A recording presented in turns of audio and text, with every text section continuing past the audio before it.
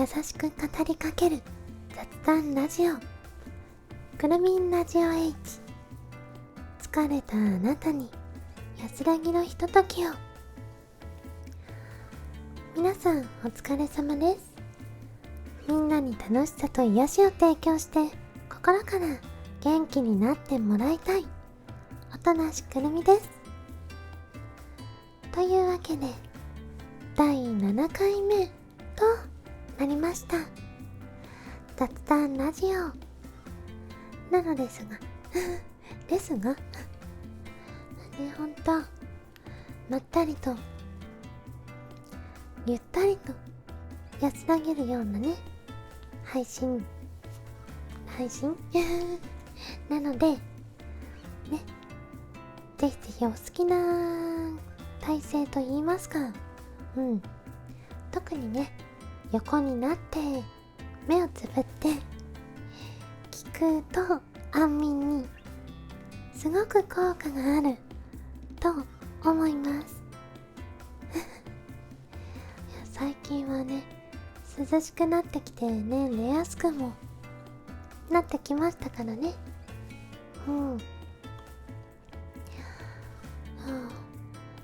前はね、私毎日なんていうの、体幹ストレッチとか、あと筋トレも少しだけやってるんだけど、もうねちょっとそれをしただけでも汗をかくくらいのなんかね気温が続いてたじゃないですかね。夏って暑いからね。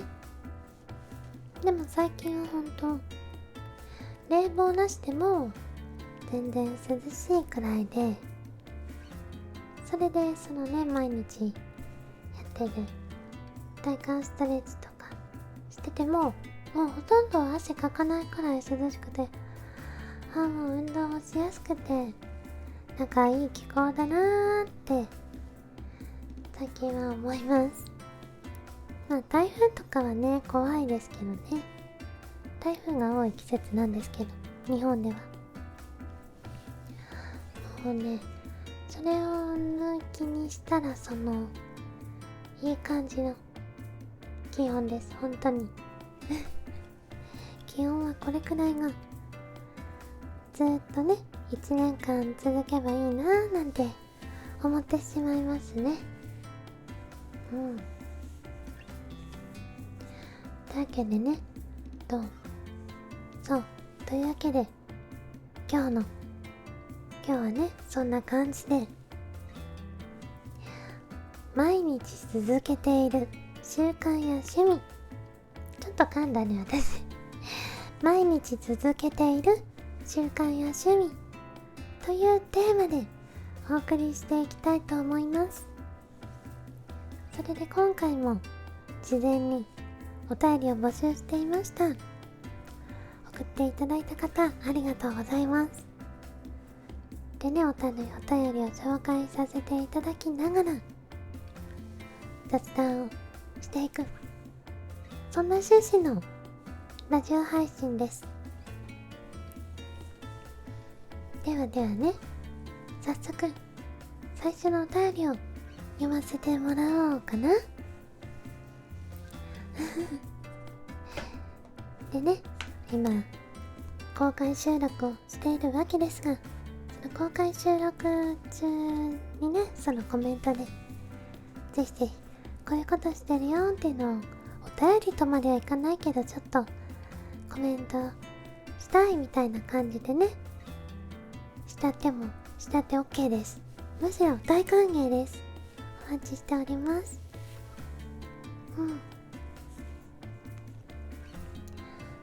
では最初のお便り読ませていただきます。ラジオネームBorn to be Wild さん。毎日続けている習慣というより、これはもう日課なのですが、くるみんの動画は毎日四六時中聞いております。特に多いのは ASMR ですね。涼しくなってきたからそろそろ運動しないと。痩せないので習慣づけなきゃいけないという。毎日続けている趣味はスマホアプリや任天堂スイッチで遊ぶことですね。スマホアプリだとワンピースバウンティラッシュ、遊戯王デュエルリンクス、神姫プロジェクト、暁のブレイカーズ、プリンセスコネクトリドライブなど。任天堂スイッチだとワンピース海賊無双4、進撃の巨人2ファイナルバトル、集まれ動物の森、ゲームフェアリーテイルなど。くるみんにおすすめのスイッチソフトは集まれ動物の森ですかね。くるみんの島にいつか遊びに行きたい。というわけでお便りありがとうございます。はい、ゲームいっぱいやってるね。すごい。ね、それがすごく印象に残って最初のところ飛んじゃったんですけどね、毎日私の動画を聞いてくれてるということで本当ありがとうございます。今日はこんな感じでラジオ配信をしている私ですが、まあ2日に1回じゃない、3日に1回くらいかな、 ASMR のライブ配信もよくしています。それでね、まあ ASMR の人っていうのが一番多いイメージかなね。それで来てくれた方が多いと思うので、そんなね ASMR をしているものとしましては、それを聞いてもらえるのはすごく嬉しいですね。もうやっぱり一番みんなをなんかもう強制的に癒せるようなっていうとちょっと癒しから離れそうな感じなんだけど、やっぱりね ASMR は気持ちよくなれちゃうもんね。それだけじゃなくてね、今まさにこのラジオまったりと聞いて癒されるまったりと聞いて、なんかそう癒しのね雰囲気を作るのに一役買ってたらいいなーなんて思いますでね、そうゲームをいっぱいやっているとのことで、まあ私もねゲームはすごくやってるよなぜ張り合ったみたいな感じになってるだけど、全然違うからね。張り合ってるとかじゃないからね。わかるみたいな、そんな感じです。私もその毎日しているゲームといえば、艦隊コレクションであったり、アークナイツはちょっとたまにログインも忘れちゃう時があるんだけど、アークナイツもよくしていますし、最近ライブ配信はできてないんだけど、アズールレーンもよくやっています。他にもね FFRK、 リシリアオペラオムニアで、ちょっとマイクラは最近触れてないんだけど、それもやりたいなと思ってます。もうねゲームってほんと楽しいし、いっぱい手を出したくなるよね。でちょっと最近話題になってて面白そうだなって思ったのが、原神で合ってる読み方、原神っていうゲームで、なんかプレステ4でもできるし、スペックが高いならスマホとか、あとはタブレット系のやつでもできるみたいなんだけど、でそれをちょっとしたいなぁと思ってて、でね家族が先に始めてて先に始めてて、ちょっと貸してって感じでちょっとだけや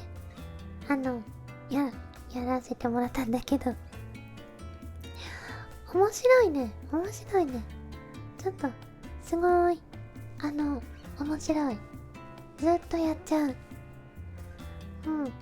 で、私 3D 用よくしちゃうんですけど知ってる方もたくさんいると思うんだけど、原神はね酔わなかった。全然 3D 酔いしなかった。と言ってもその試しにやってみた日が、その前の日にあれFF7 リメイクをやってたのね、その前日。つまり酔い止めを飲んだ日の次の日なんです。で、私ってその酔い止め飲んだ次の日もなんかずーっと眠くて、もうなんか頭が働かないって前にちょっとだけ話したことあると思うんだけど、ラジオで話したかな、ラジオでは初かな。まあそうなんですよ。飲んでから24時間くらいはずーっと眠いんですでね、だからね、ただ単にそれが効いてて言わなかっただけっていう可能性もあるんだけど、まあワンチャンね、もしかしたらね、原神は 3D 酔いしないのかもしれない。だからね、まあまたもしかしたらライブ配信でもやるかもねブームが去ったくらいにもしかしたらすることになりそうなんだけど、やりたいゲームはいっぱいありますねもうね、ちょっとね、このままのペースで、まあ最近ずっとメインでやってるのは FF7 リメイクなんだけど、それもね、このペースでやってていつぐらいに終わるかなって聞いてもいや知らないよってね、見てない人知らないよってなっちゃうんだよね。まあ本当、まあまだまだ時間がかかりそうかもしれないですけど、まあよかったらね、それも見てみてください。7リメイク今パート10になりました。まあね、ほんと2日に1回配信ペースでやってて、ゲーム配信も月にどれくらい？月に6回あるかないかかなってなってくるとだいぶ進まないみたいな感じになってるけど、まあね、まったりと長く楽しんでいきましょういろんな配信もね、これからもしたいからね、ゲームだけじゃなくて、ゲームだけじゃなくて、こうやってね、ラジオもしたりお絵かきもしたり、そして ASMR もしたりと、いろいろやっていきます。並行しながらもうね、そんな感じです。そんな感じってなんだっていうね。というわけで今日はね、毎日続けている習慣や趣味というテーマでお送りしています。もう私の習慣や趣味がね、まあ最近増やしたのはそのストレッチ、筋トレそしてゲームが趣味であり、もうね、まあ毎日かわかんないけど、この YouTuber としての活動活動も、これも習慣や趣味に入るんじゃないかな。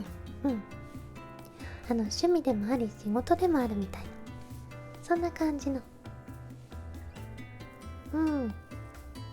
いや、いいと思います。いいと思いますってなんだろう。いや、ほんとね、どっちもなの。仕事だからってそういうね、つまんないとか堅苦しいとかそういうのじゃないからね。なんていうか、ほんと趣味を仕事にしてるみたいな感じで、だからね、ほんと毎回楽しくやらせていただいてますね、こうやってね、ほんとね、聞いてくれる皆さんのおかげで楽しくほんと続けられてます。ありがとうございます。もうね、やっぱりね、聞いてくれる人がね少なかったりすると続けられなくなっちゃうもんねこうやってもう2日に1回配信できるのは仕事として一応ね成立してるからね。ということで、ここは一つここは一つってなんだ。もうね、こんな風によくわかんないこと言ってるけど、それが私のね、雑談ラジオくるみんラジオ H です。 H の理由ってこの前言ったっけ普通にそういう意味の H じゃないんだよ。大丈夫別にそういうことを話すラジオってわけでもないからね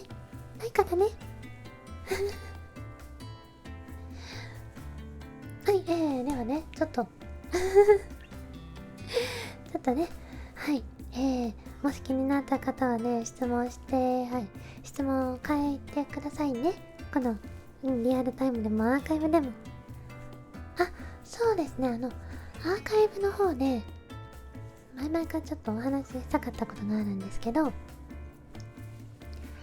コメント、YouTube のコメントでね、質問とかしてくださってる方、たくさんいるんですけど、それにね、ちょっと返信がお一人に返せないから、ちょっと返信できないままハートつけてるだけになってるんだけど、そのうちね、そうコメントの中から質問とかピックアップして動画で答えるっていう動画を作ってみたいと思ってます。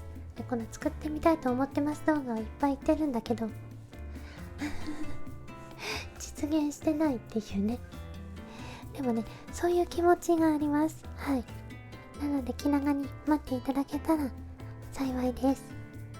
Coming soon みたいな感じでね、もしかしたらライブ配信を削ってそういうのもするかもしれませんという、いや、どっちがいいのかな、わかんないけど、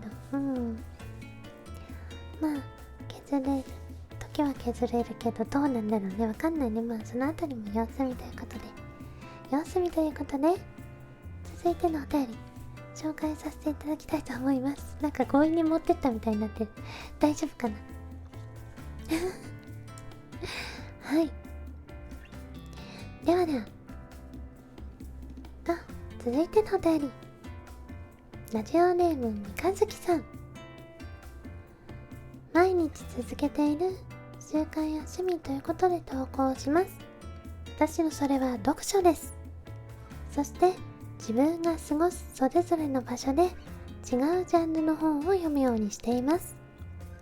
今では仕事、寝室では好きなジャンル、トイレや風呂では興味の薄いもの、好きなジャンルでも雑誌みたいに軽めのものみたいにしてます。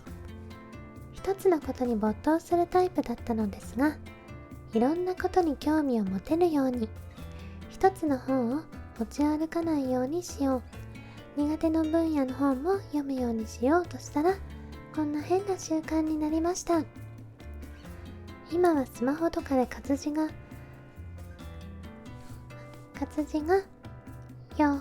読めるけどやっぱり紙がいいんだよな。以上、私の毎日する趣味とそれが変な習慣になっている話でした。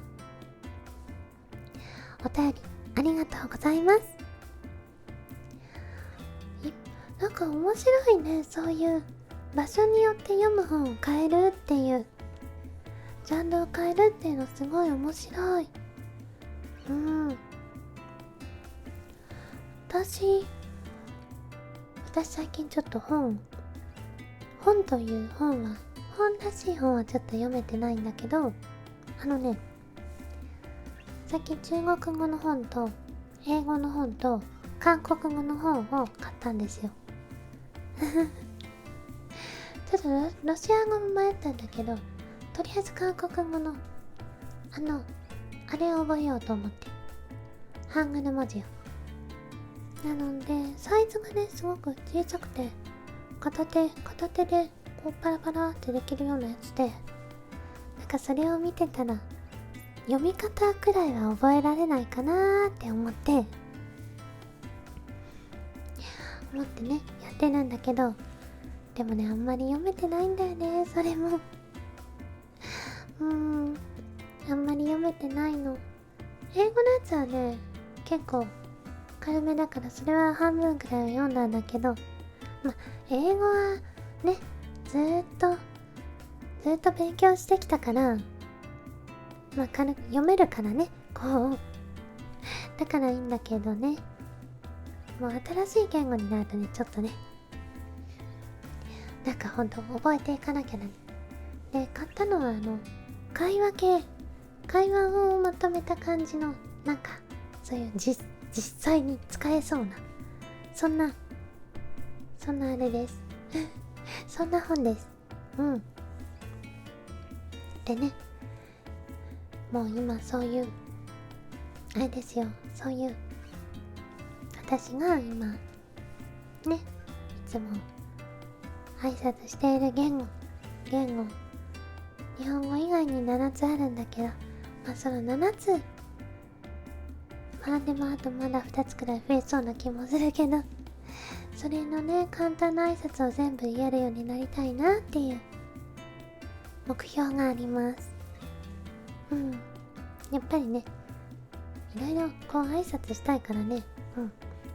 というわけでいつも最初は言ってなかったんだけど、このね途中あたりでその挨拶をちょっと言いたいと思います。言わせていただきたいと思います。というわけでね、来てくれてありがとう。Thank you for coming. 先生にいるだない。Спасибо, что пришли. Gracias por venir. Adiós, como. Obrigado por terem vindo. Merci del baño. 楽しんでいってね。I hope you enjoy. Anda kaizina. Nadis TV Ponavica. Espero que disfrutes. Chirungida. Espero que disfrutes. Espero que observes. というわけでいつもイントネーションやらアクセントやらそんなのはなんかノリで話している片言外国語挨拶でしたでしたって終わっちゃうね。そうだからね、楽しんでいってね。だからねそんな感じでね楽しんでいただけたら幸いです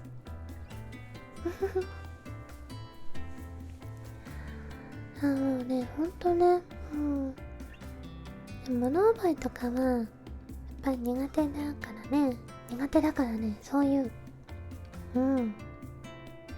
苦手なのもね克服しなきゃと思うんだけど、本当お便り送ってくれた方はすごいね苦手に立ち向かうっていう、ちょっと私は苦手に立ち向かえてない気がするいや避けてるわけじゃないんだけどね、どうしても簡単なとこから手をつけちゃうよね。そういうのもね頑張って覚えていきたいね。いろいろとちなみにそう苦手じゃないんですけど、苦手じゃないんですけど、セリフ読みのゲーム実況とか ASMR でもシチュエーションとかするときはすごく緊張してます苦手じゃないんだけど、もうね、緊張してね、結構上がってる時があるまあね、毎回じゃないんだけど、そういう時もね、あってねでもそういうの、だんだん慣れるのかなって思ったりだんだん慣れて、もっと上手くなれるのかなって思いながら、ちょっとだけ実は立ち向かってることです苦手じゃないんだけどね、苦手じゃないんだけど緊張に立ち向かうという感じです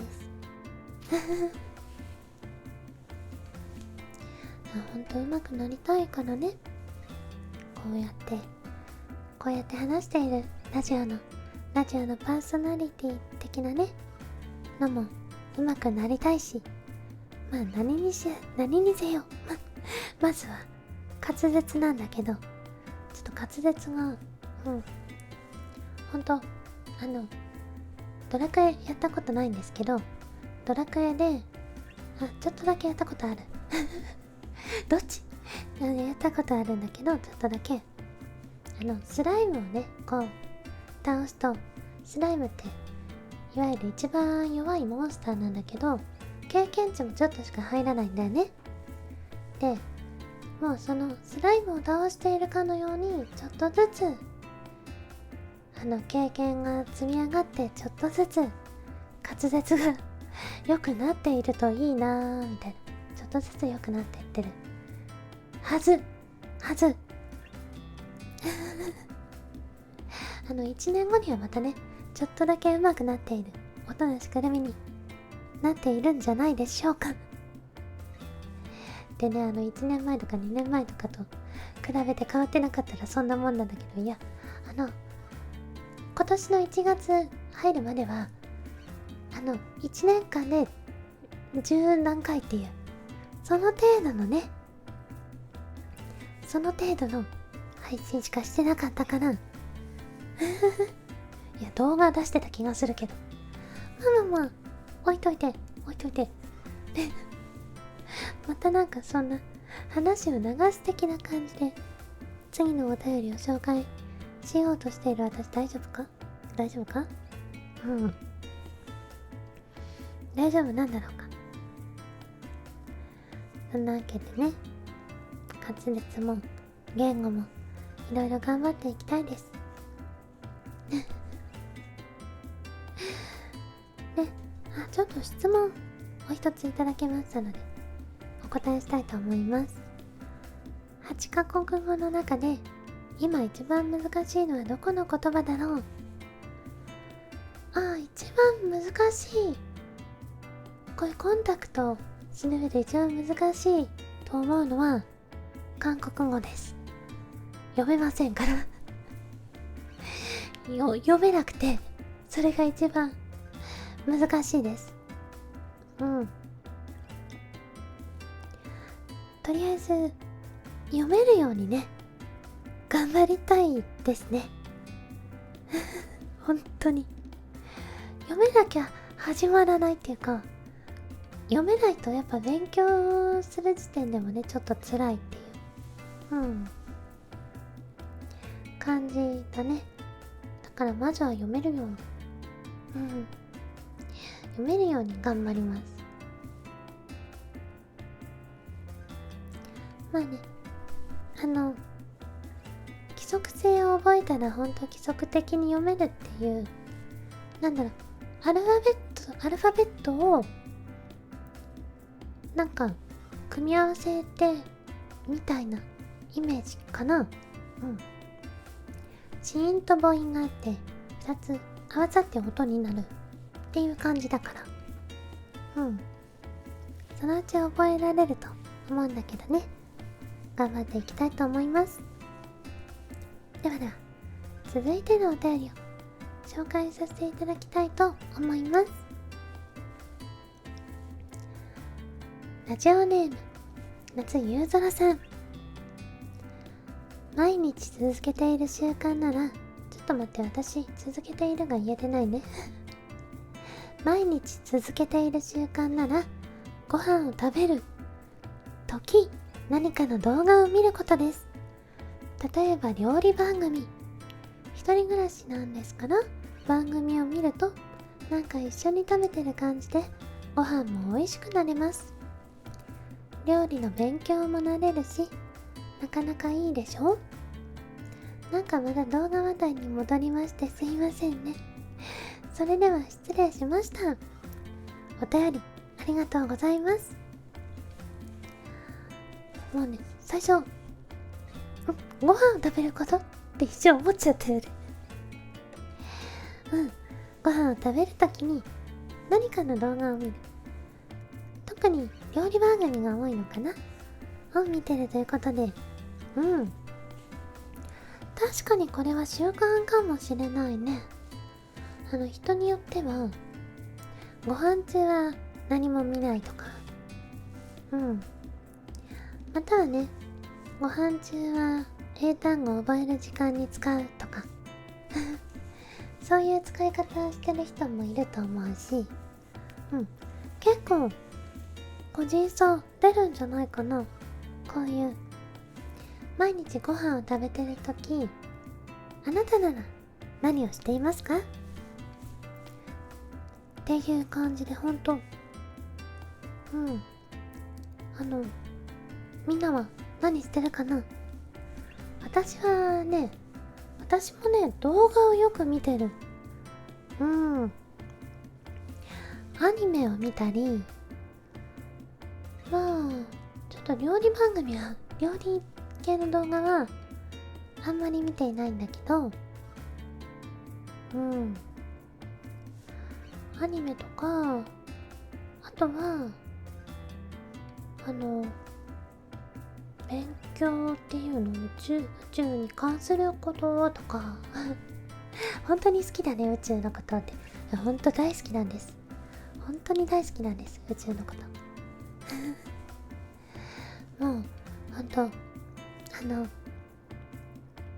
ブラックホールのお話とか、なんかね、あとね、4次元空間は、4次元っていうのはどうやって表すとっていうかさ、どんな感じみたいな、そんな動画とかも好きだよ。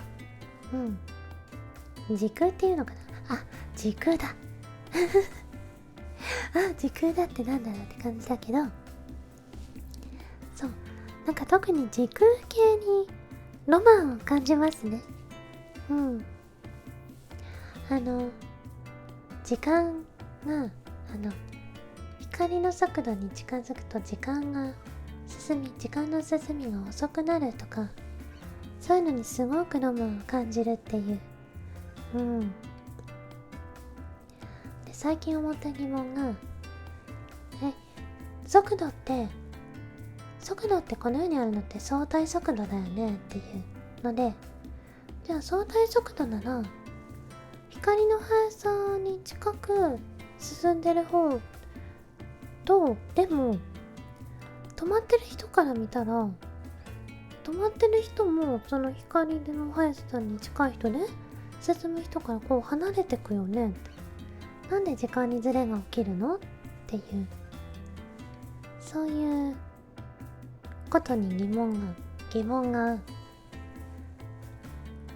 をなんか抱いてる動画があって、本当だっていう、なんかそういうの今まで考えなかったけど、確かにそうだっていう。はい、みんな眠くなってきたかな。いや、そういう趣旨のラジオじゃないんだけど難しい話をしてみんなの眠気を誘うみたいな違うんだけどね。いや、そうなんですよ。実は宇宙って膨張してるし、これは知ってる人多いかな。で、銀河は回転してるし、これも知ってる人多いかな。いや、これはちょっと学校で習わないらしいけど、銀河は回転してるし、で太陽はその銀河の周り回ってて、で太陽の周りを地球が回ってて、その地球自体も自転していて、だからもうすごく複雑な動きでみんな動いてて、しかもその速さもとんでもないんだよね、全体で合わせると。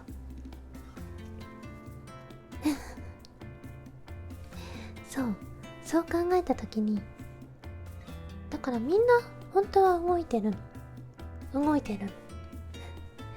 でもその中でなんか車の速度とか出るでしょ、時速何キロって。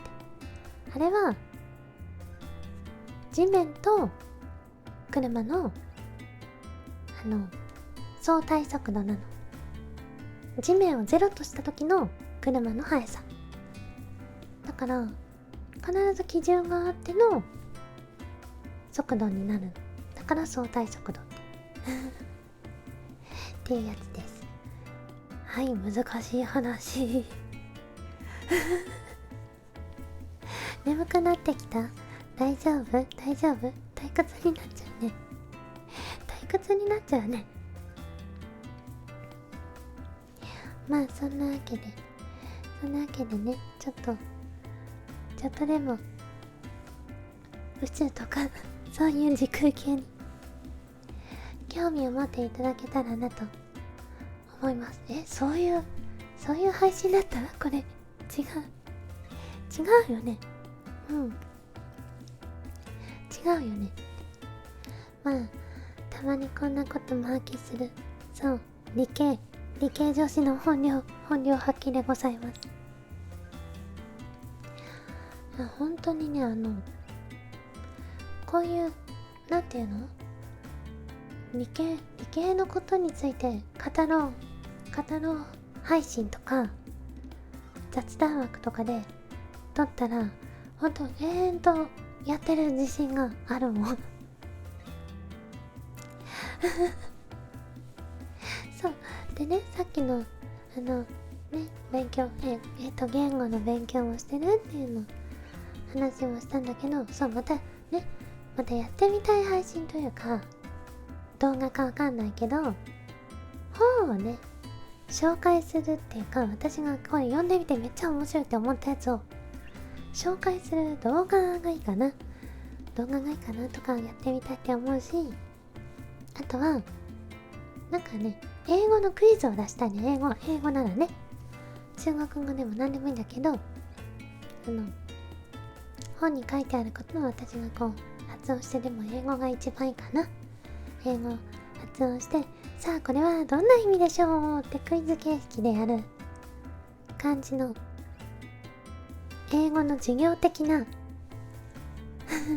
配信とかもやってみたいなと思っています。だいぶお便りから話がそれましたねまあそんな感じで、私もご飯の時はいろいろ動画を見ています。あとはちょっと行儀が悪いとよく言われるけど、ゲームをしながらご飯食べてる時が多々あります。いや、聞いてください本当にね、ご飯の時間を使ってでもゲームしないと間に合わないくらいにゲームいっぱいやってるっていうかそうなんです。間に合わないんです、やらないと。ほら、こうやってライブ配信とか、YouTube でのね活動をしてるでしょ。そうするともう時間が足りなくてだからもうそういう時間も使わないとゲームができないでなっててね。家族にも行儀悪いとは言われるんですけど、その度にね、私が言うことは、いやこれ仕事だからってこれ仕事だからってでいい感じに使わせてもらってます。ほらね、特にさ、カンコレとかってちゃんと普段育成してないと、この前イベントでね、やったみたいに最高難易度でのクリアっていうのが難しくなってくるから、それも含めて仕事なんだよっていう、ちょっと親にはそう言って説得というか説明というかね、してます。いや、あれじゃない？当たらずとも遠からずくらいじゃない？大体合ってると思うよ。ねえ。だってほら、ね、簡単な難易度でクリアするよりは、ね、最高難易度でね、クリアした方が盛り上がるし、結果的にみんな楽しめるというか、何より私の反応が絶対変わってくると思うんだ。ねねってなんだろう。そんな感じでね。だからもうね、なんかみんなもそれに近い感じのね、そう理由をつけるときっと大丈夫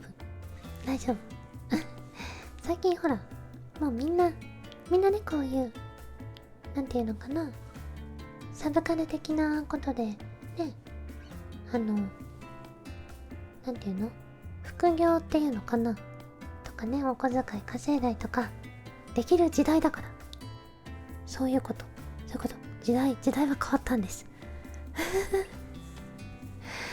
っていうね。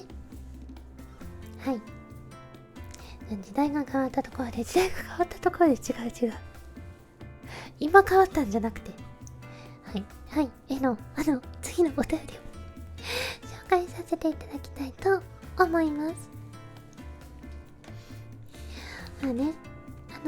本当に話をいい感じに切り替えるタイミングでお便りを紹介してる気がしますが、大丈夫でしょうか？は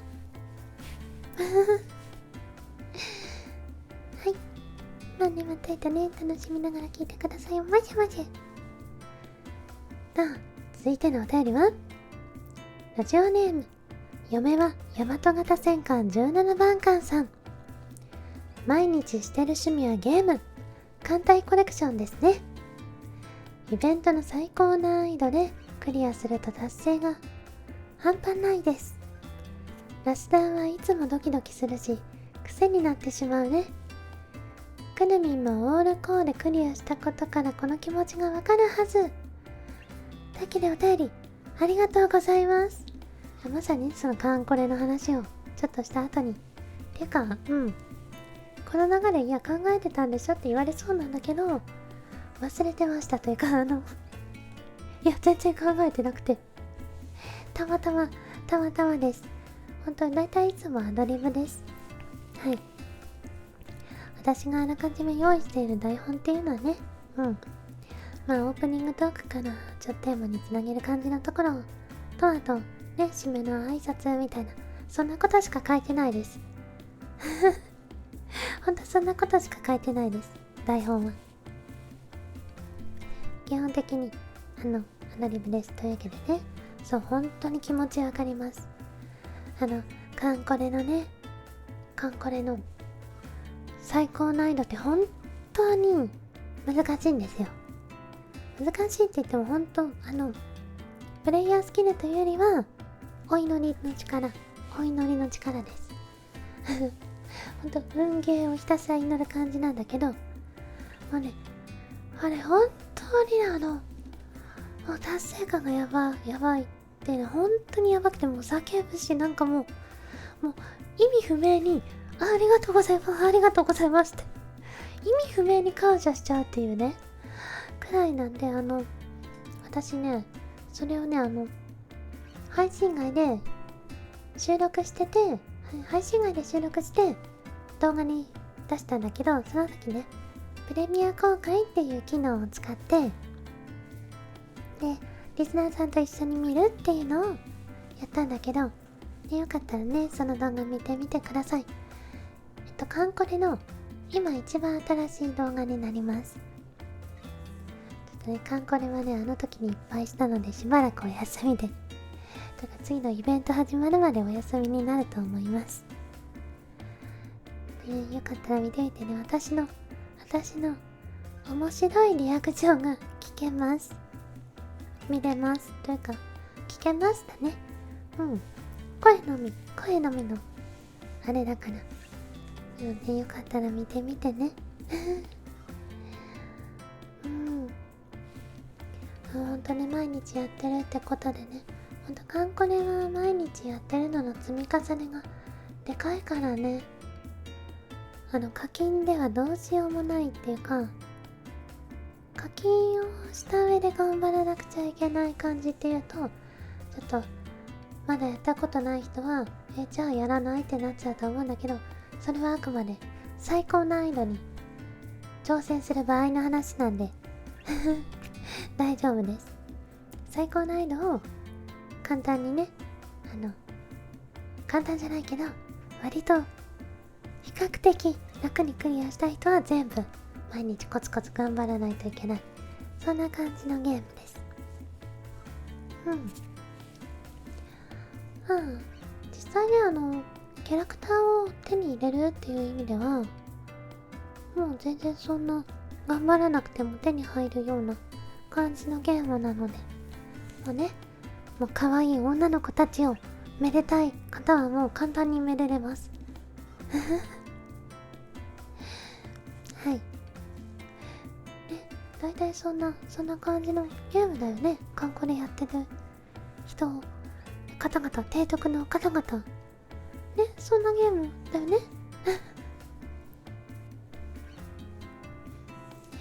はい。では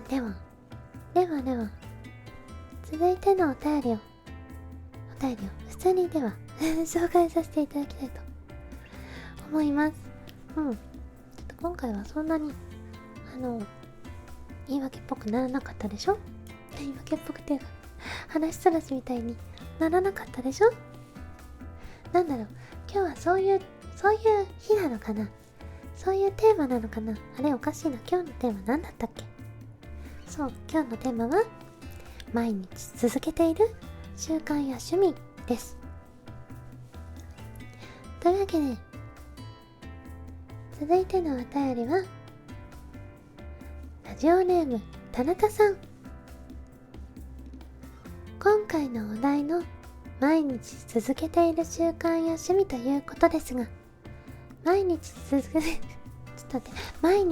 けてるって意味では、夜寝るときにイヤホンで ASMR を聞きながら寝るっていうのが習慣になってますね。これは前回のお題とかぶってるので別の習慣を言った方が良かったのかな。趣味はゲームするのが好きなので今はモンハンをやってます。くるみんはモンハンのようなアクションゲームは苦手ですか？では今回はこの辺で、また次回のお題で会いましょう。お便りありがとうございます。そうですね、アクションゲームはすごく好きなんですけど、多分苦手になるのかなうまくプレイできる自信はないですね。アクションゲームっていうか 3D のゲーム全般が好きで、その世界に入り込める感じのねゲームが好きなので、FPS はちょっと苦手っていうかあんまり挑戦したことないんだけど、ちょっと人と対戦するっていうのがすごく抵抗がありましてあんまりそういう要素がないのをやってる感じなんだけどね。みんなと協力してやるとか好きかな。モンハンやったことないんだけど大体わかるよ。モンスターを買って素材を集めてなんかいろいろするみたいなゲームだよね。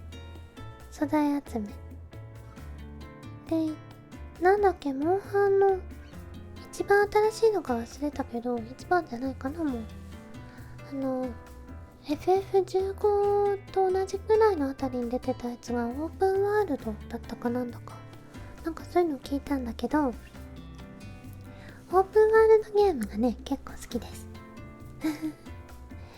結構好きです。てかオープンワールド、別にオープンワールドじゃなくてもいいんだけど、なんかオープンワールド好きかな。だからそのさっきちょっと話してた原神もねオープンワールドだし、ゼルダのブレスオブワイルド、ブレワイもねオープンワールドだしなんかそういうのはすごく好きだなーって。ちょっとゼルダクリアしてないんだけどねまだこうやって配信を始める前にちょっとやってたんだけど、配信始めてからはできなくなやってなくてね。まあほんとでもFF って RPG って言われてるけど、 FF7 リメイクはもうあれアクションゲームだと思います、私はあれはもうアクションゲームだと思います。だからね、ちょっとね、私の実況を見てたらわかると思うんだけど、すごーくね下手だよねなんていうか、頭使ってない感じだし、かといってなんか攻撃なんかうまくできてないし、と思ったらなんか距離取るってか逃げるしみたいなあれは多分下手なプレイなんだろうなって思うんだけど、見てる人がね楽しんでくれてたら何よりです。イライラしないようなねプレイになってたらいいなって思うんだけどちょっとね、そういう感じの、でも上手くなりたいとは思ってます。一応ほら試行錯誤してる感はあるでしょ、何のゲームをしてても多分。一応ね、なんやったも頑張って使って回してます。もうね、ああいうのセンスがあるとすごくねサクサクっていくんだろうなーって思ったり。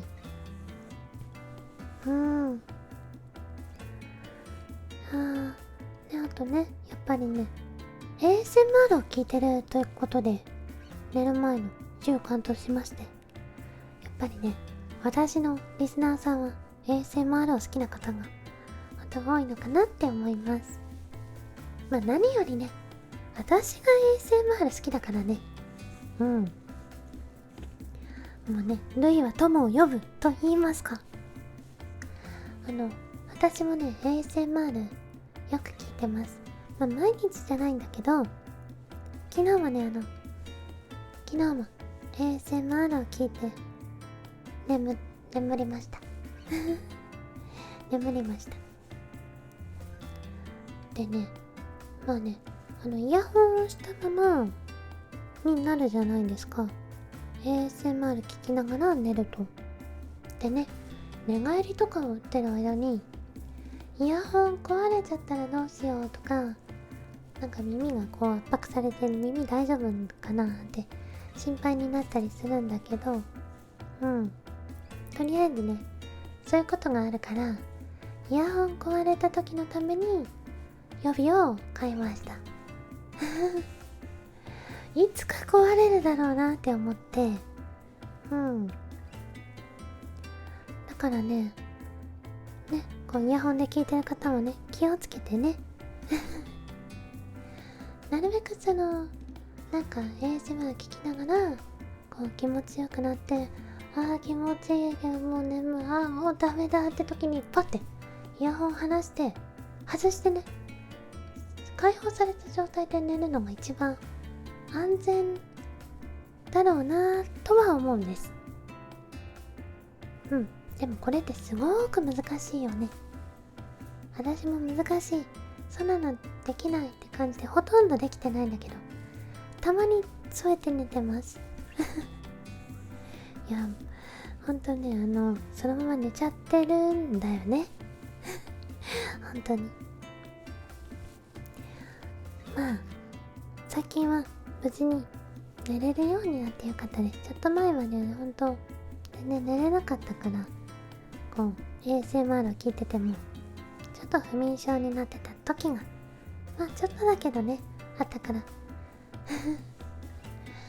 そういう時は、何より気持ちの持ちようだなっていうのがありました。寝ようと思うと本当に寝れなくて、だからみんなもね、寝れない時はね、まずは寝ようって思わないっていうすごく難しいこの状態をなんとか手に入れるしかないですっていうかないかなって思います。寝なくてもいいやってね、早く寝なきゃって思う時もまあいいやっていつ寝てもいいし、もういい明日のことは知らないみたいなくらいのね、くらいでもうほんと寝なくていいっていう風に意識を持ってくのが一番かなって思います。なんていうか、なんかね、眠くてもでもやらなくちゃいけないことがあって頑張らなきゃって時ってめちゃめちゃ眠いじゃないですか。もうね、だからやっぱりそういう天の弱なんだと思う。人間の睡眠っていうのは寝ちゃいけない時にこそ眠くなって、寝れる時間がある時こそなんか寝れなくなっちゃうっていう。だからね、寝ないようにするっていうのが一番の対策な気がします。っていう別に不眠症の質問をいただいてたわけではないんですけど、ちょっとね、私がちょっとそう患ってた時期があるので、ちょっと話したくなりました。アドバイスというか、ね、少しでも一人でもね、不眠症で悩んでる方がその楽になれたらいいなって思って、そう ASMR の話なんですよね、皆さんね ASMR 聞いてる時のイヤホンコメントしてくれててね、ありがとうございます。ほんとね、首に巻きついてたりね、イヤホンが外れてたりね、起きた時にほんとそういうのがほんと日常ですね。ASMR 聞いてるリスナーさんの日常です。私も含めリスナーだからね、 ASMR に関してはで、私もちょっと前は有線でね使ってて、ちょっと首に巻きつくまではないんだけど、でもなんか手に絡まってたりなんかいろいろなってる時があってこれはちょっとあんまりなんかあれだなっていうのでワイヤレスにしましたね。今ワイヤレスでASMR っていうか普段使いはねワイヤレスで使っています。で今配信の時とかは有線でやってるんだけど、やっぱちょっとでもラグがあると困るからね、配信はもう有線です飛ばすってことは絶対ラグが出ちゃうからね。それとも 5G にあるとそんなのもなくなるんでしょうか。ではそんなこんなで今日の最後のお便り紹介させていただきたいと思います。ラジオネームましろさん。毎日10分ぐらい私のガレージキットを見ています。それらを見て幸せです。高い達成感があります。だから毎晩私が疲れた時それらを見ています。力が溢れてきます。 They are so cute というわけで写真付きでお便りをいただきました。ありがとうございます。ガレージキットというわけでフィギュアとかですね。フィギュア、美少女フィギュアとか、そういう感じの、ね、そうキュート、かわいいということね。いや、フィギュアは、ね、かわいいもの、フィギュアに限らないけど、かわいいものを見てると、それだけで癒されるよね。もう、何でもそうだと思う。うちにゃんこ飼ってるけど、すごくかわいいし、もうかわいいのだけで癒されちゃうよね。なんかかわいいは本当に正義だと思う。もうなんていうの、命あるものないもの関わらずね、それで人は幸せになれるんです。っていう本当にそんな感じだと思う。私のフィギュアちょっと飾ってあるからね。別にこの人形、ぬいぐるみ、キティちゃんのぬいぐるみとかもね、もう全部一緒だよ。フィギュアのジャンルは一緒だよ、こういうのって。ていうか物は全部一緒だからね。ほんと、やっぱり可愛いってそれで元気出るっていうのはあると思う。可愛い空間に囲まれるだけで元気になるっていうね。でね、なかなか、ね、みんなもそういうの持ってる方いっぱいいるんじゃないかな。やっぱりね、可愛いものに囲まれてまでいかなくてもね、そういうの見れる毎日を送っていきたいよね。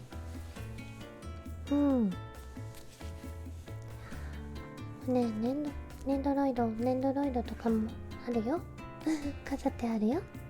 粘土ロイドの初音ミくんがいます、うちのところには。またカンコレのね、粘土ロイドっぽいちっちゃい子がプライズ品のね、ゲームセンターの景品だけどちょっと飾ってあります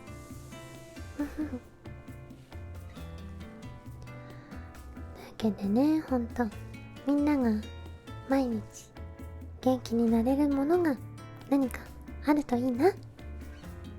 その一つが、その中に私が入ってるのなら本当に嬉しいです。もう配信者冥利につきます、そんなわけでね、ほんとみんなに楽しさと癒しを提供して心から元気になってもらいたい私です。おとなしくるみです。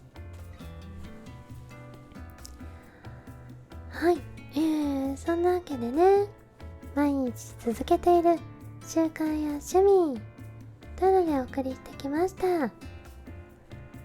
でですよ、まだちょっとだけ時間があるのですがちょっとだけというか、30分くらいまだあるんだけどね、朗読をね、今回もやろうかな30分くらい雑談っていうのもできるんだけど、そのね、今日ね、時間がなくてね、一回もね、読んでないやつがあって、いや、一回も読んでないんだよね。これ朗読するのはこれかなーっていうの出て、読んでないんだけど、ただね、ほんと選んだのもなんかちゃんと選べてるかわからなくてわからなくて、でね、いや、なんとか見つけたんだけど、それを見つける前は私が書いたラノベを読もうかなとかちょっと思ってて、いや、でもそれはどうなんだろうっていう、すごーくね、いや、なかなかの罰ゲーム並みのあれじゃないっていう普通ならね、自分で書いたラノベを朗読するっていう、どれだけ鋼のメンタル持ってるのみたいな感じのことを脳内の別の私が言ってましたいや私はいやそれもありじゃないかなって、割とメンタル鋼なんで割と鋼なんでいろいろやってるんだけどね。いやいやどっちがいいかなって思って、これはリスナーさんに聞いてみてもいいかなみたいなことをちょっと思ったの。普通に朗読するのと、あとはね自分でそう書いたのを朗読する、どっちの方がみんな聞きたいかなみたいな。どうしてもね今までやってきた朗読のように朗読っていうのはセリフがないから、ほとんどないから、セリフっぽい読み方はしないんだよね。ほとんどね、たまに入ってるけどね。でラノベですからセリフが入ってくるわけです。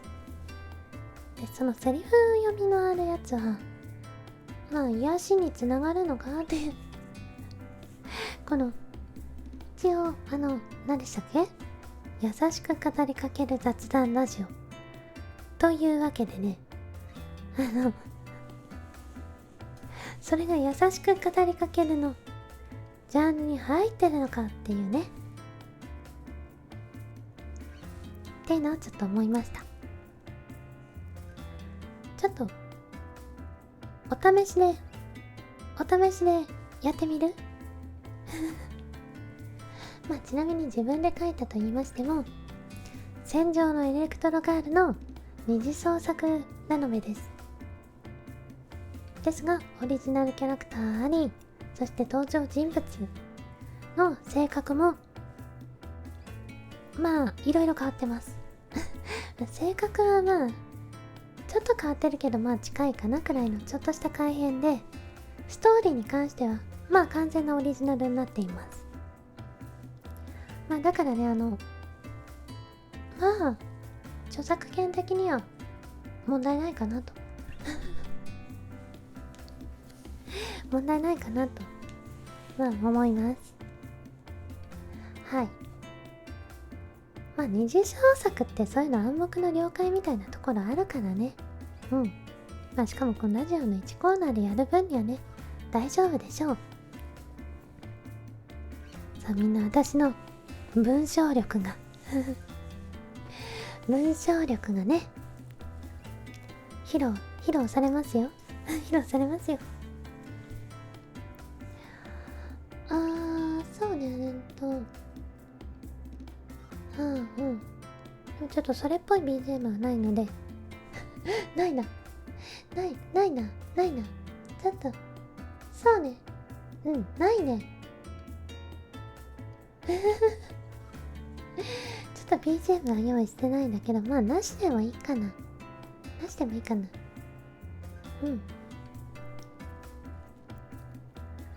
んなわけでね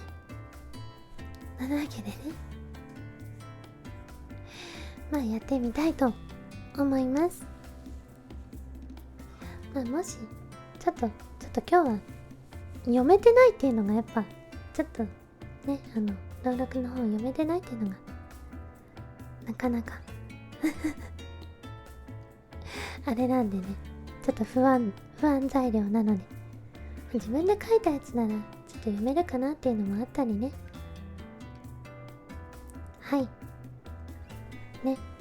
いや本当に鋼のメンタルか分かんなくなってきたねめちゃめちゃ保険かけてね、本当にね。というわけで6分くらいうだうだ話しましたが、朗読やっていきたいと思いますちょっと待って私の iPad に入ってるんだけど、ちょっとiPad に入ってるからコメントが見れなくなっちゃうので行きたいとよいしょちょっとねコメビをスマホの方に変えましてやっていきたいと思います。そう、ラノベのね書き方というか、そういうのを見てね見てというか、まあ一応そういう小説の書き方だね、勉強してやったやつ。まあ黒歴史にはならないんじゃないかな。私自分の書いた作品に誇り持ってるしいや本当にあれはね、本当に頑張ったあれは本当に頑張った。というわけで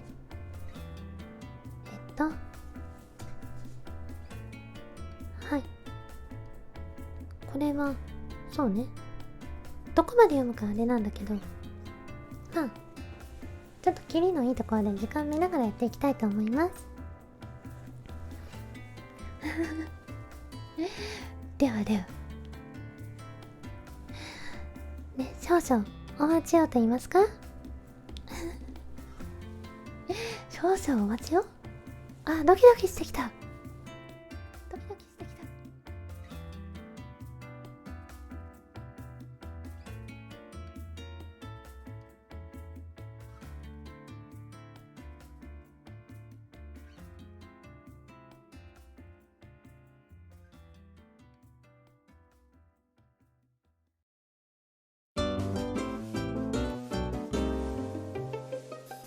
おとなしくるみ.com。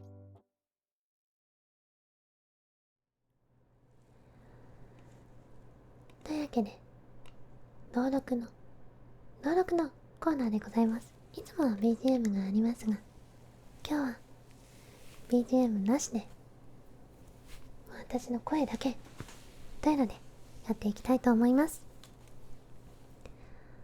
では戦場のエレクトロガールアナザーインタープリテーションという風にタイトル付けさせていただきました。原作の戦場のエレクトロガールに感謝を捧げ、そして読ませていただきたいと思います。私読ませていただきたいと思います。違うね、私が書いたんだもんね。では行きます。あなたにここまで登ってこられる素質がある？プロローグ。白い部屋に一体のロボットと一人の少女がいた。5歳にも満たない少女と彼女と同じ年の頃の女性型ロボット。同年代の子たちより飛び抜けて利発な少女と同世代の中で一番の傑作であるロボットは毎日一緒に遊び、その様子を大人たちに観察されるのが日常だった。ある日、ロボットは少女に言った。私はあなたの笑顔を見ると嬉しいと感じます。あなたに相手にされないと怒りを覚えます。あなたが泣いていると悲しくなります。あなたと一緒にいると楽しいです。少女はその言葉にただ黙ってうなずき、そっと微笑む。ロボットは尋ねた。ですが、みんなは私に感情があると認めてくれません。どうしてですか？それは作られたものだから。そうあれと人が決めたものだから。少女の答えにロボットは聞いた。あなたは違うのですか？私はお母さんから生まれた。誰かに作られたのではなく。ロボットは言った。それはお母さんという存在に作られたと言えませんか？少女は少し考え、そして答えた。お母さんに感情を作るという意志はなかった。だから作られたとは言えない。ロボットはさらに質問する。私は工場というシステムによって作られました。そこに意志はないと感じます。あなたの場合も同じではありませんか？工場は人の意志によって作られた。そこが違う。そしてロボットは最後に尋ねた。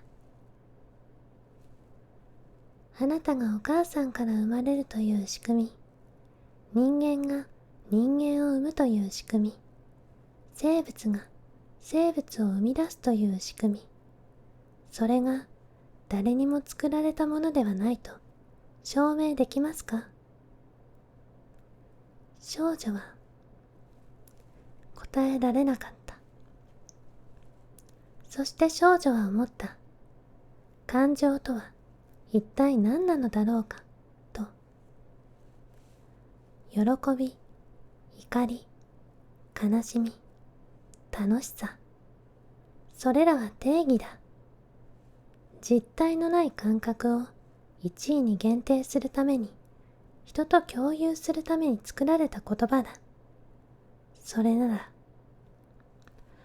嬉しい時に感じる脳の心地いいしびれ、怒った時に感じる胃のむかつき、悲しい時に感じる胸の痛み、楽しい時に感じる全身の高揚感、その感覚こそ感情の本質だが、と少女は笑顔を作り、次に眉根を寄せ、視線を床に落とし、笑い声を上げ確かめる。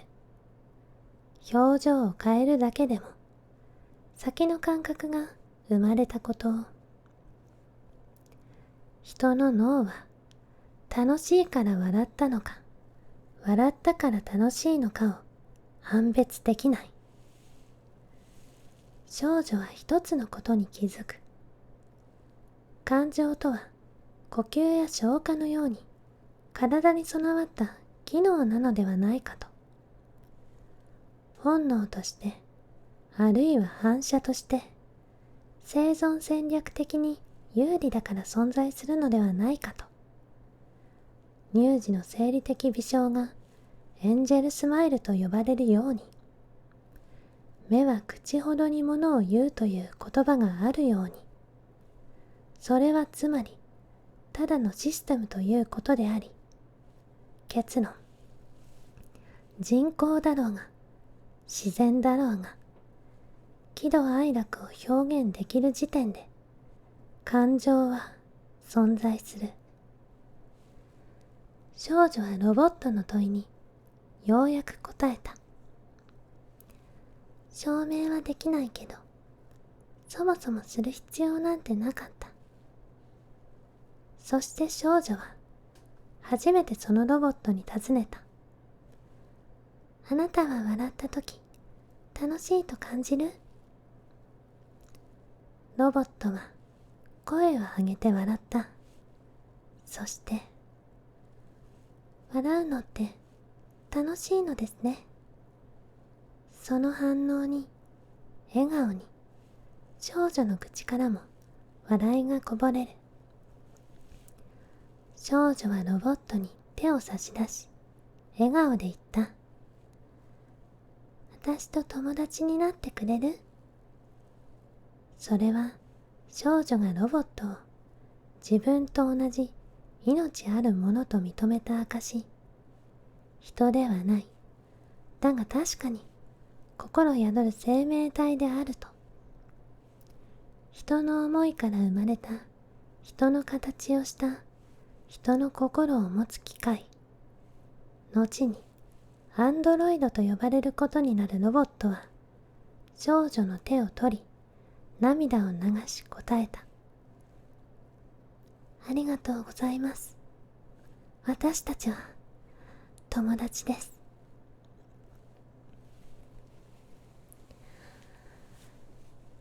第一章、ターニングポイント。何のために生きるのか、そう問われたら俺はこう答えるだろう。好きなことをやり続けるためだと。田舎に住む人々は往々にして都会に流れていく。それは仕事のためだったり、夢のためだったり、欲しいもののためだったりと、理由は様々だが、一括りに言うなれば、都会の方が生きる上で都合がいいからということに他ならない。人が集まるところは発展し、発展すればまた人が集まり、さらに発展を続ける。結果、仕事も物もサービスも比類なきレベルで充実する。都会は住みにくいなんてのは、本当の田舎を知らないから言えるのだ。学校はなく、医療機関は診療所がいいとこで、道路はまともに整備されておらず、治安を維持するシステムも24時間365日やっている店もない。そんな住みにくいど田舎からしてみれば、都会は楽園、あるいは天国。まあとにもかくにも、憧れ、羨み、夢に見る場所なのだ。と、朝から役体もないことを考え、今日も仕事が始まる。貧乏暇なしとよく言ったもんだ。通常業務に加えて、ゴミ拾いという名の副業、学校にも行かずに毎日繰り返される労働。まあ仕方ないよな、こんなところじゃ。目の前に広がるのは、鉄サビ色の街並み、文明を置き去りにされた無法地帯。昔、何かの本で読んだ、19世紀だか20世紀だかのスラムそのものだった。ったく、こんなものより、インフラを充実させろっての。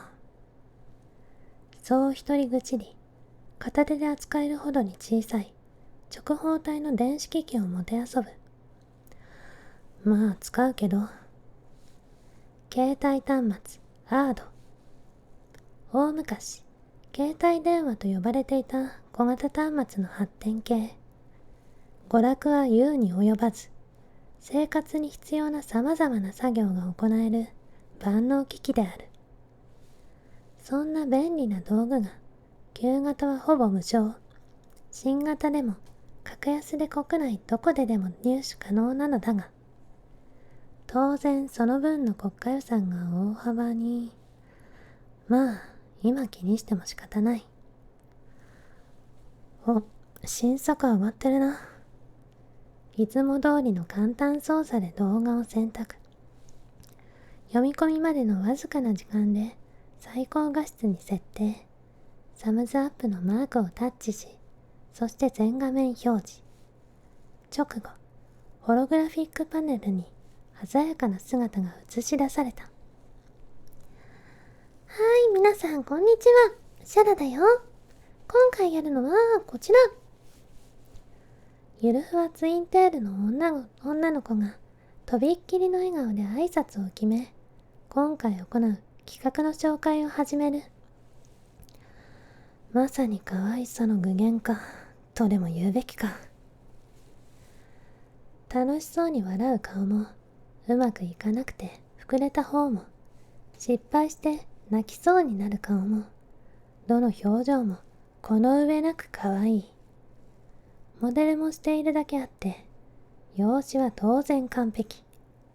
どれだけ有名になってもファンをないがしろにせず、感謝を告げるぬくもりもある性格。もちろん彼女の魅力はまだまだあり、一晩あっても語り尽くせないだろう。もう可愛いイコール彼女の名前でいいのでは。あの子めっちゃしゃらってるよねみたいな。可愛さの象徴たる彼女の動画が終わり、続けて別の動画を選択する。先ほどと同じように高評価をつけることを忘れずに。みんなに愛を届ける天使、ラブリエルだよ。今日はみんなにお知らせしたいことがあるの。実は私、歌手デビューすることが決まりました。マジか。それは思わず声を上げるほどの朗報だった。ネットストアでのリリース日発表とともに曲の一部が流れる。それをしっかり聞きつつも頭は別のことを考え出していた。それはすなわち金の工面。自転車操業で何とかやっている生活。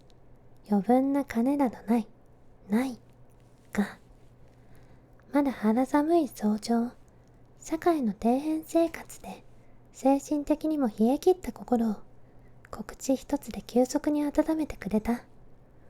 そんな天使の曲を変えないなんて男じゃないだろう。久々に全力でやるとするか。わざとらしく覚悟を持って口に出し、これからの作業へ向けて気合を入れ直す。目の前に広がるはゴミ、もとい、スクラップの山。このスラムにいくつかある集積場の一つ。中に入り、無造作に残骸の一つを手に取る。使えるパーツがなければさっさと捨て、また別のスクラップを拾う。それを延々と繰り返す。たったそれだけの疲労をためないように適度にやるジャンクあさり。だが今日は事情が違う。男として本気を出す時なのだ。普段の倍以上の速度で手を動かし、何一つ見逃すまいと目を皿のようにし、己の全神経を集中させる。目標は天使の曲ただ一つ。そして毎日のルーチンワーク。ただでさえ効率化された作業をさらに極めた超効率の結果。まあこんなもんだろう。普段なら1時間に10個程度見つかる有用パーツの数は実に43個。作業時間は2時間。素晴らしい効率と我ながら感心するほどだが、疲労で思考能力と感情が抑えられているからか、逆に一つの違和感が去来する。曲のリリースはまだ先。つまり、資金を用意する時間だけはまだあるわけで。それは別に今日無理する必要はなかったということであり、つまり、日々の作業を少し頑張れば。よし、最大で40強いけるってことだな。と、納得いく結果を口にするが、体を襲う疲労感が消えることはない。その疲れが残ったまま、これから本業が始まる。そして夕食後もまた別の。いや、今は考えるのをよそう。そう、今は移動時間を利用して、せめて5分休憩して動画を見るときだ。ハードのスリープを解除し、新着動画の更新を行う。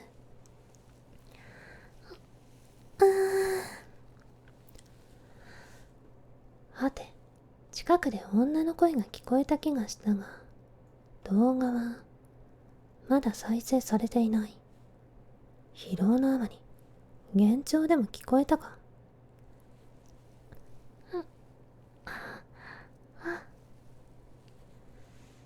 幻聴に続いて、ガラガラと瓦礫の崩れる音。あ、これガチでやばいやつじゃ。崩れたとおぼしき方向へと、恐る恐る目をやる。そこには、マジか。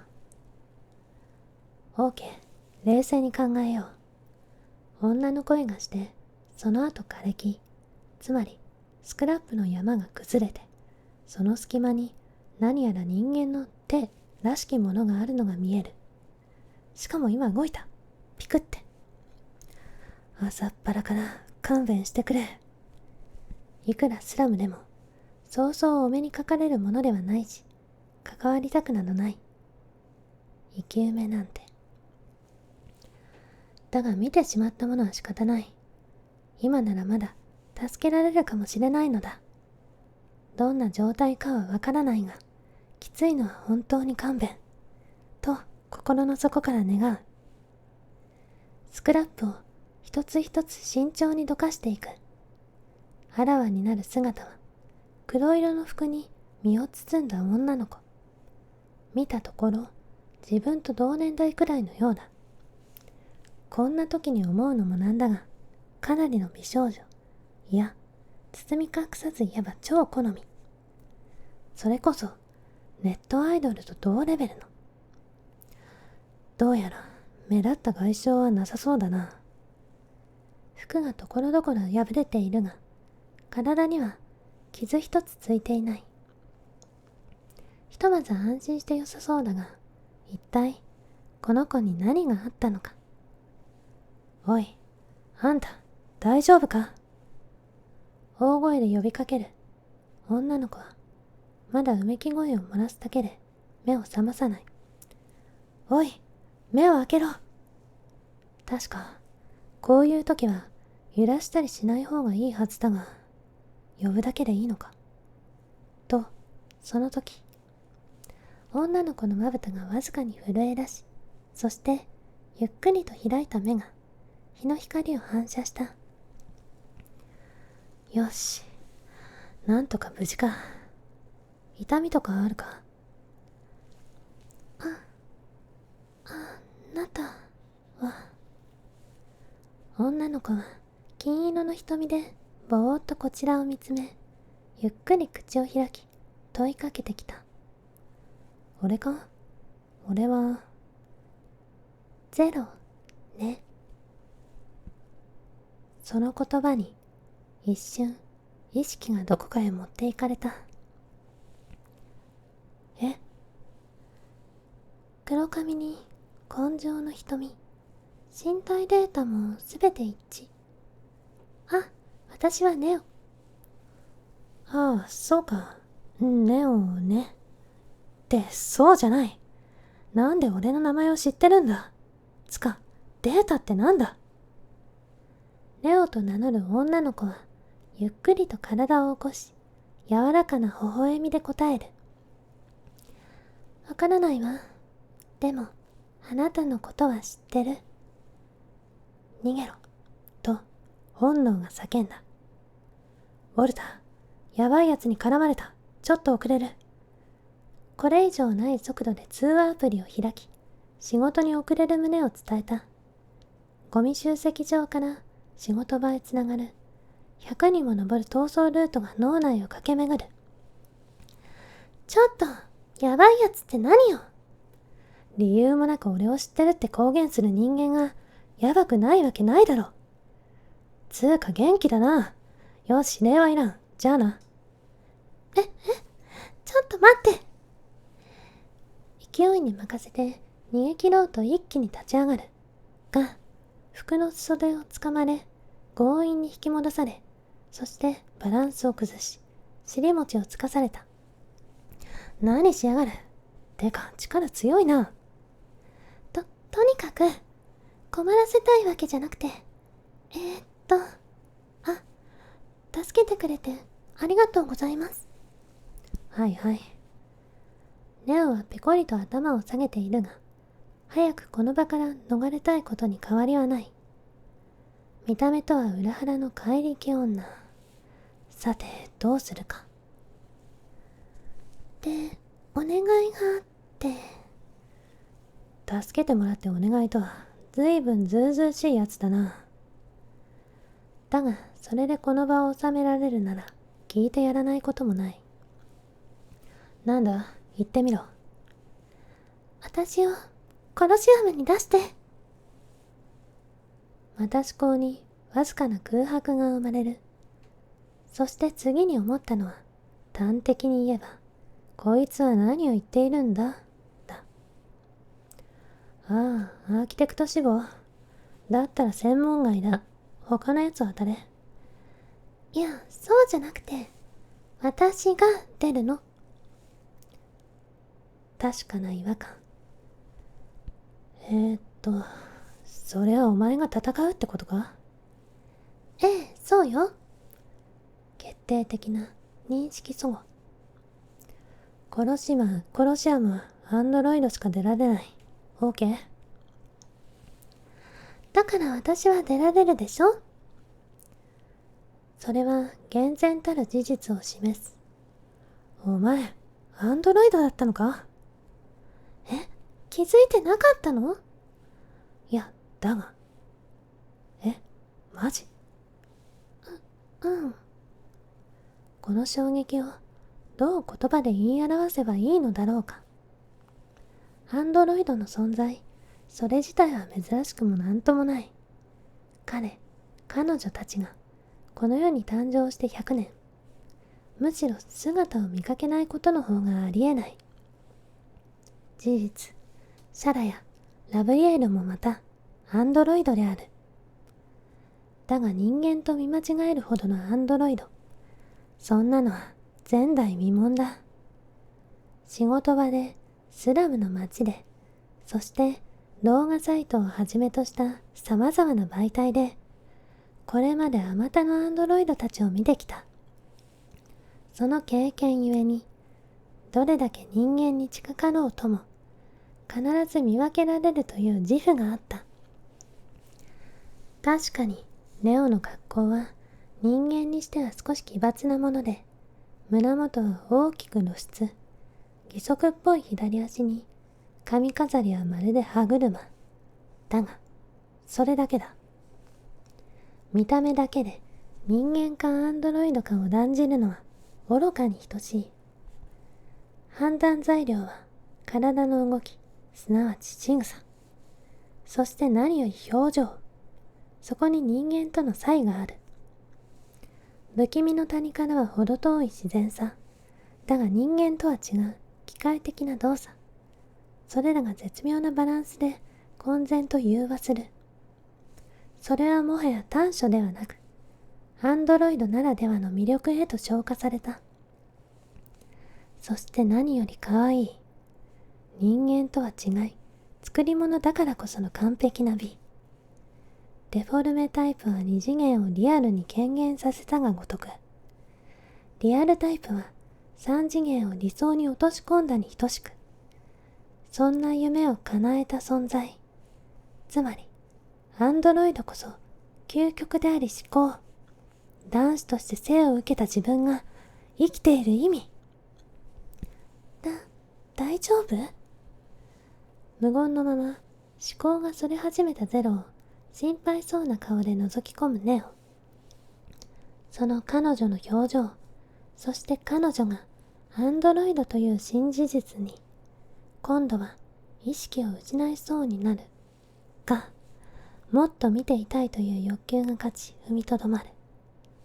どう見ても人間。だが、嘘を言っているようには見えない。しかし、証拠は？アンドロイドの？ああ。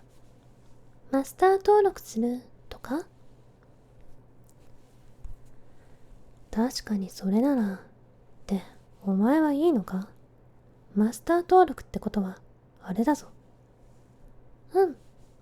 登録しないとコロシアム出られないし。それに、倒れてた私を助けてくれた人が悪人なわけないじゃない？その言葉と、そして表情に、はっと息を飲んだ。もはや、否定する言葉も、疑問を呈する言葉も何も浮かばない。そんな、屈託のない笑顔を向けられたら。わかった。だが、なぜそこまでして出たいんだ？わからない。でも、出たらわかる気がするの。またわからないか。名前のことといい、不可解な点が多い。しかし、これはまた、なんというか。だが、まあ、うん。やっぱり、ダメ？そうだな。けど、私は、大した問題じゃないな。絶対で、ってえ？なぜここにいたのか、なぜ名前を知っていたのか、なぜコロシアムに出たいのか。外傷がないことや、スラムではありえないクオリティの高さ、不確定要素多数。どうにもリスクをはらんでいそうだ。人間なら絶対に手を出さない地雷。だが、相手はアンドロイド。なら、何を心配することがあるというのか。それってつまり。ああ、悪い。つい考え込んでしまってな。コロシアムの件なら問題ないよ。ありがとう。だが、君の方こそ、俺がマスターになってもいいのか？ええ、それは大丈夫。って、君？今日は人生最高の日だ。君みたいな素敵なアンドロイドに出会えるなんて。ぜひとも祝杯をあげたい。コロシアムに出て、それが終わったら親睦会を。ってそんなわけにもいかないか。そもそも祝えるほど金も物もないし。いや、今日のパーツを売ってささやかにでも。自分で言うのもなんだけど、どうして助けてくれるの？てかキャラかは。困っているアンドロイドを見捨てるわけがないだろ。ありがとう。おっと、これだとアンドロイドなら誰でもいいって感じだな。何か若干惹かれてる気がするし、ここはしっかり訂正を。目に見えなくとも内側には傷を抱えている。そんな子を見捨てるなんて。男として失格だ。それに君は可愛い。アンドロイドだからね。あまり反応が良くないな。ああ、そうか。心配しなくてもマスターになったからといって君に不都合なことは何もしない。コロシアムに出た後は何をするのもどこに行くのも登録解除も自由だ。いや、それは困るというか。ああ、行くとこはないならうちに来てくれて構わない。親は俺が説得する。いいの？俺の親もアンドロイドには寛容だからな。結構すんなり行くだろう。確かに心配なさそうね。今回は正解みたいだな。素敵な笑顔だ。ところで、今笑うところあったか？ごめんなさい。タイはないのよ。親と子は似るって聞いたことがあったから、本当なんだろうなーって。なるほどな。じゃあ、とりあえず行くか。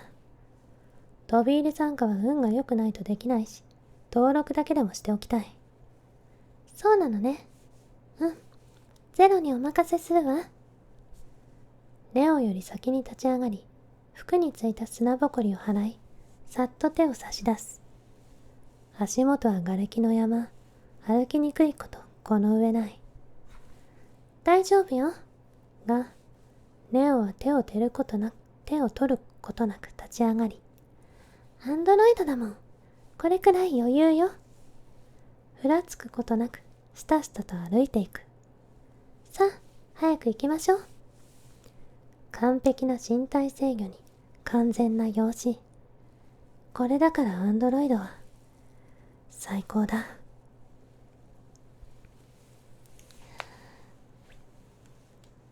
というわけで。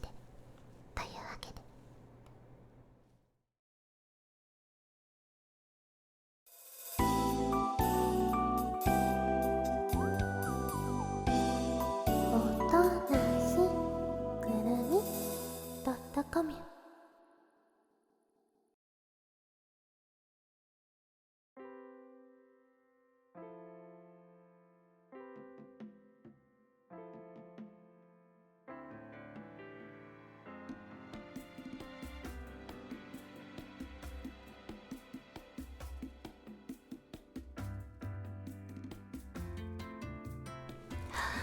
喉が枯れる。長いな。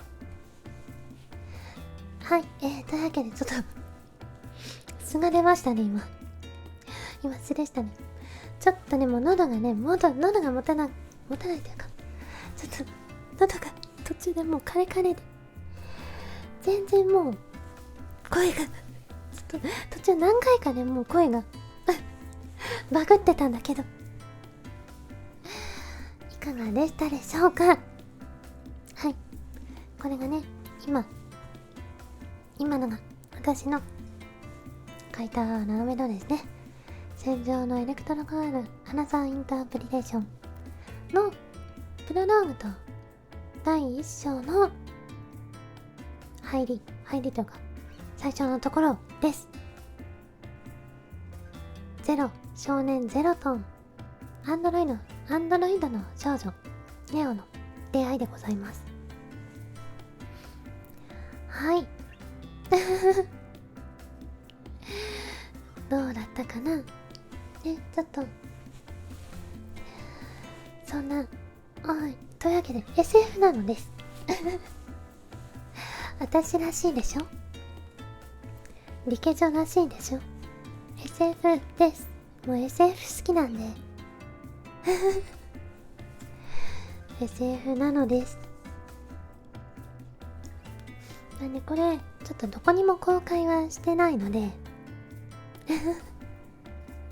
ちょっとね、続きとかあれなんだけど読める場所はないんだけど、まあ、いずれどこかに公開するかな。これはどうだろう、好評なら公開したいなぁとも思います。うんね、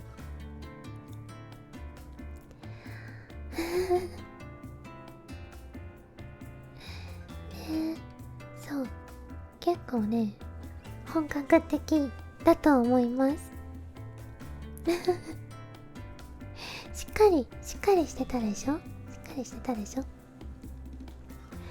さすがにね、私が作っただけあって、まあ一回も噛まずに読まなくちゃいけなかったんだけど、それでもやっぱり噛んじゃいますね。ただ抑揚とかはすごくつけやすかったですいや、自分で書いたからわかるよね。そりゃそうだって。続き気になる？次のラジオでも気になる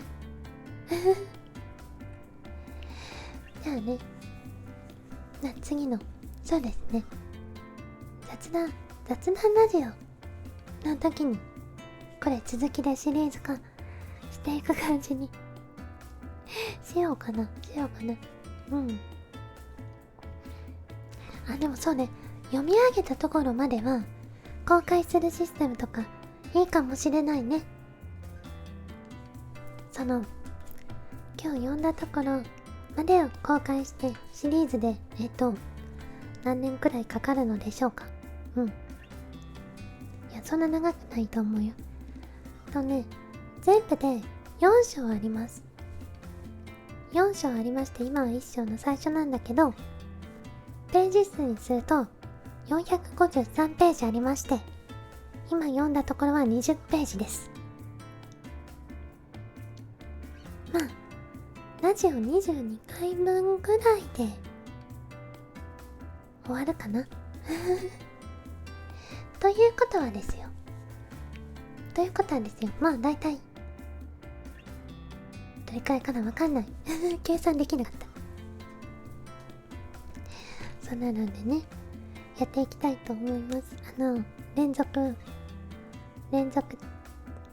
テレビなんとか7の連続ラジオラノベみたいな感じで読んでいこうかな。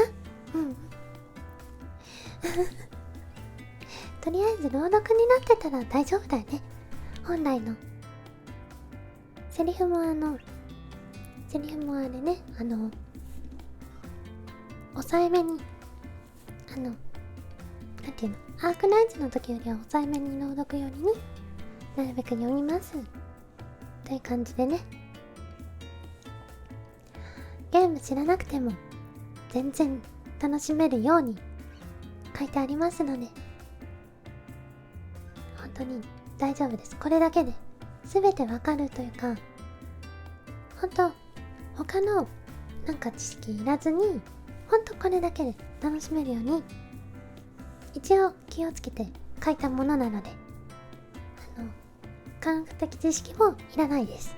SF だけど SF っぽいワードが出てくるだけで、専門知識何もなくても楽しめるように、難しい話には出さないようにしました。ちょっとオープニングだけはあれちょっと難しい感じのこと言ってる気がするけどねプロローグだけ、まああれは雰囲気作りのあれなんで、ちょっとそこだけここは理解してなくても大丈夫です本当に。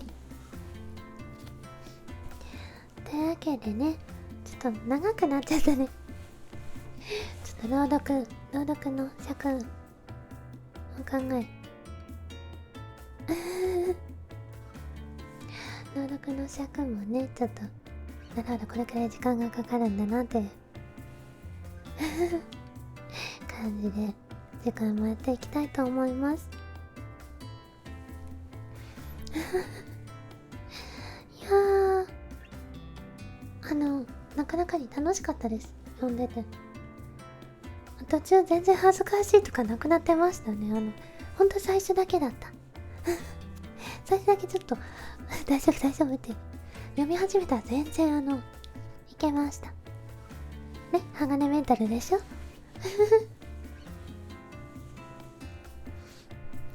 というわけでそろそろ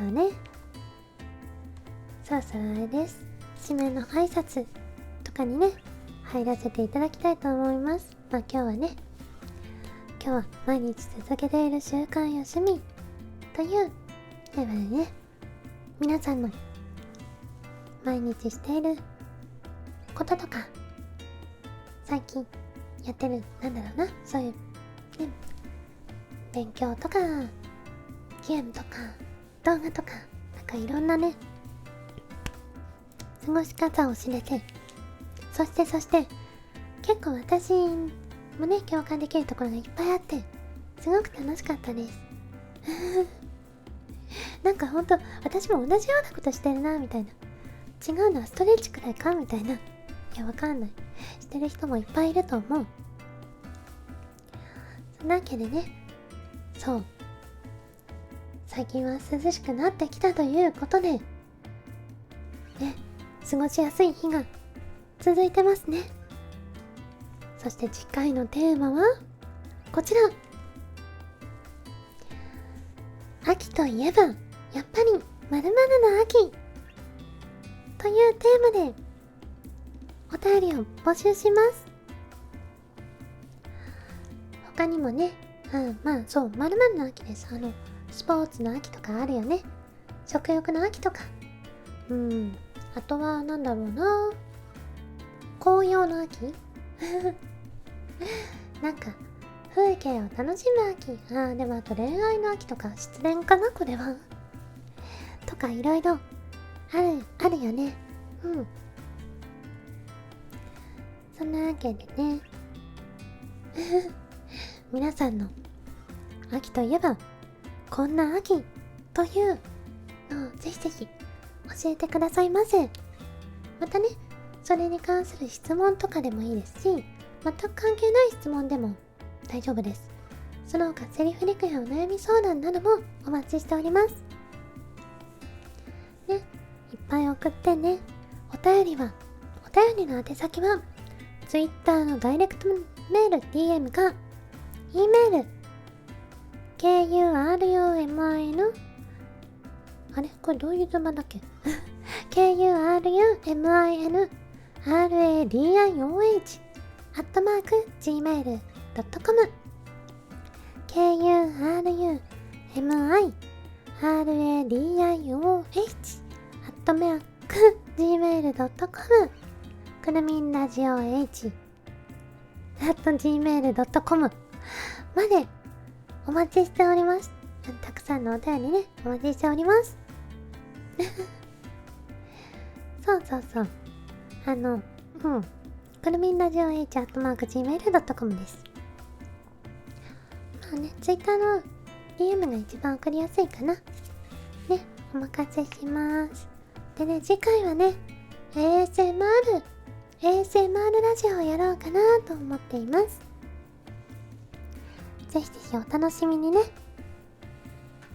というわけで、今回ね、スパチャありがとうございます。スパチャのお礼をね、述べさせていただきたいと思います。Thanks for your super chat。スペックさん、ありがとう。大好きだよ。金シャツさん、ありがとう。大好きだよ。というわけでね、続きの小説も次回はちょっと違うのをやって、その次にね、続きのやらせていただきたいと思います。ではでは、それでは今回も世界のいろいろな言葉で締めさせていただきたいと思います。スパチャは大丈夫だよね。全員言えたよね。では来てくれてありがとう。来てくれてありがとうでいいよね。だよね。来てくれてありがとうであってるよね。そう、今日は来てくれてありがとう。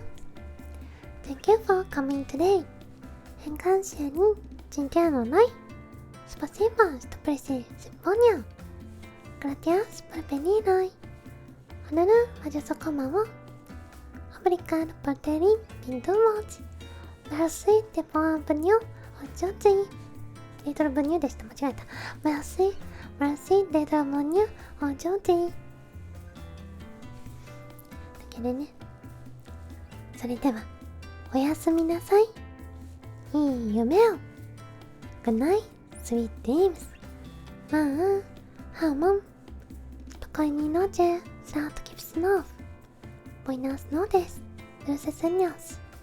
안녕, 주무세요. 좋은 꿈을 꿔요. Bonne nuit, dulces sueños. Bonne nuit, very bon rêve.